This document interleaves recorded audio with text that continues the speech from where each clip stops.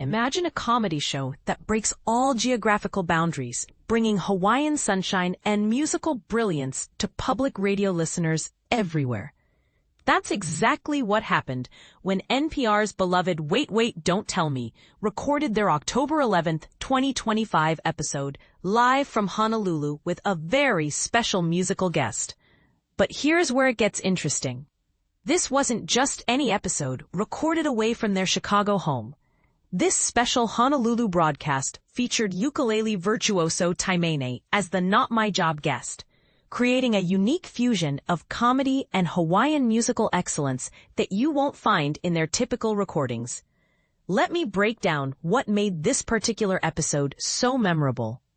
The show was hosted as usual by the brilliant Peter Sagal, while with guest judge and scorekeeper Alzo Slade bringing his distinctive perspective to the proceedings.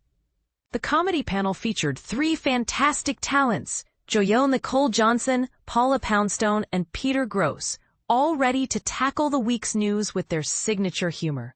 Now, here's where it gets controversial.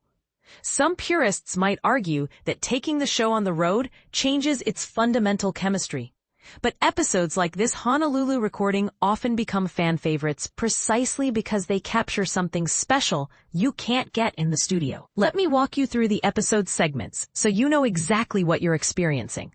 The show kicked off with Who's Alzo This Time, followed by several entertaining news segments including Fly the Frenzied Skies, an ode to a mighty tree, and cocoa cutting.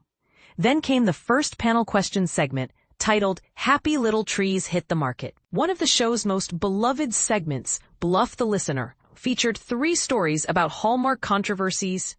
But here's the catch that keeps listeners guessing. Only one of these stories was actually true, while the other 2 were complete fabrications designed to trick both the panel and audience.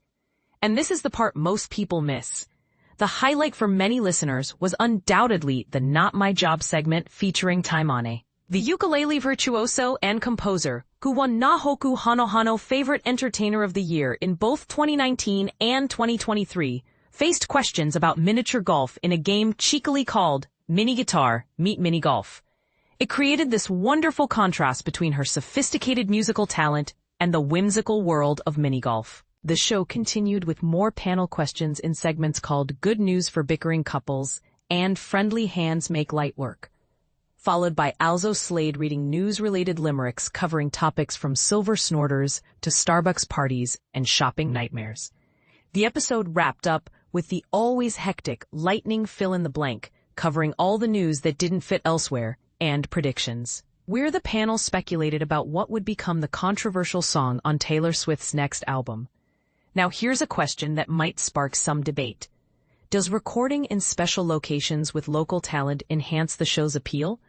Or does it disrupt the comfortable chemistry that makes Wait, Wait so consistently enjoyable? Some might argue that these special episodes capture magical moments that studio recordings can't replicate, while others might prefer the show's regular format and location.